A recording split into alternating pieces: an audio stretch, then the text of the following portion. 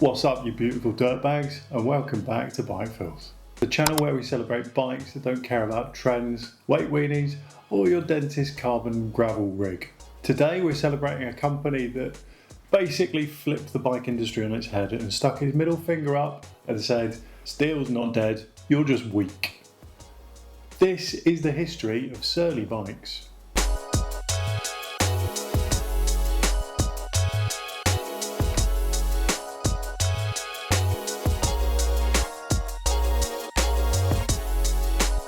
Surly Bikes was born in 1998 in Minnesota, a place known for brutal winters, long gravel roads, and people who think riding bikes in sub-zero temperatures is normal.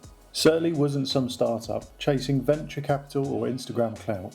It was created by QBP, Quality Bicycle Products, one of the biggest bike distributors in the US. And Surly's mission was simple: no carbon, no bull, no racing pedigree, just bomb-proof steel bikes that worked everywhere. At a time when the bike industry was obsessed with lighter, stiffer and more expensive, Surly went the opposite direction.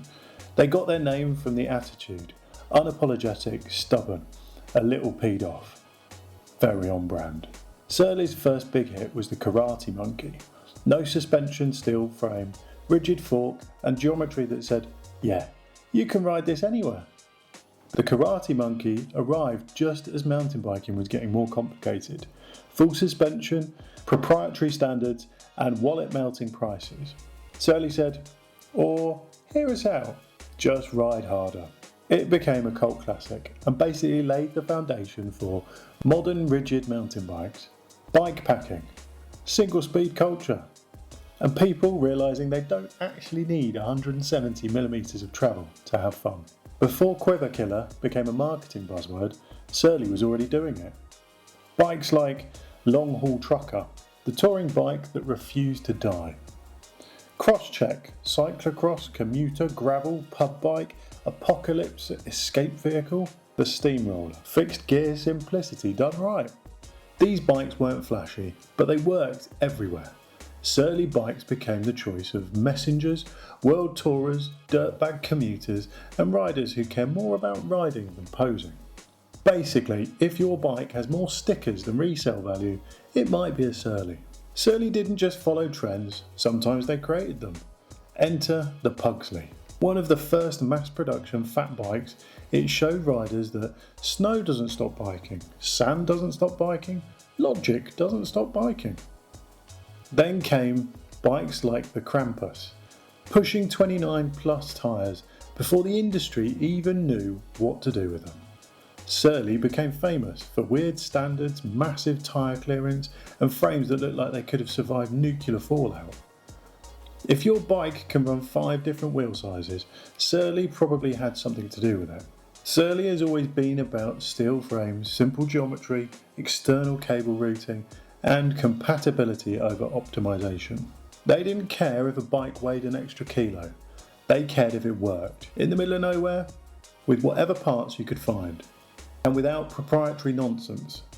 Surly bikes are meant to be repaired easily, modified endlessly, and ridden into the ground. Not babied, not flexed on Instagram, ridden. Today, Surly still makes bikes that look like they've escaped from 2005, and that's the point. Models like Midnight Special, Bridge Club, Grappler or Ogre, they're still steel, still weird, still practical as hell.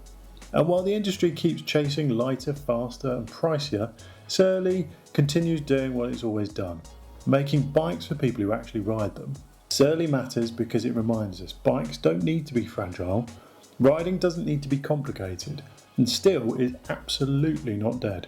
Surly didn't win World Cups, they didn't dominate race podiums.